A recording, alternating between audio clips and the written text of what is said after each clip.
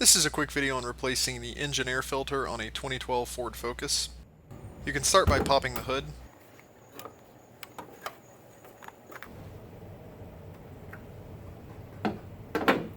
This is the cover for the air filter. You just have to remove these 4 screws.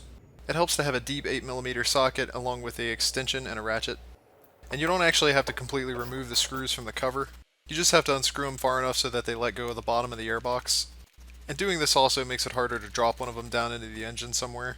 After the screws have been loosened, the cover should come right off. Then just take the old filter out. And pick up a nice new filter like this one. It's just an OEM Ford filter, and I'll leave a link in the description. The back of the filter has a pin on it. You have to make sure this is pointing down since it lines up with a groove on the bottom of the airbox. Then just install the replacement filter. The rubber seal on the filter is pretty snug, so you might have to work with it a little bit. The back of the filter should be on the inside of the lip that goes around the airbox, and notice how the pin is pointing down in the groove. Then you can just put the cover back in place and tighten the screws down, and you're done.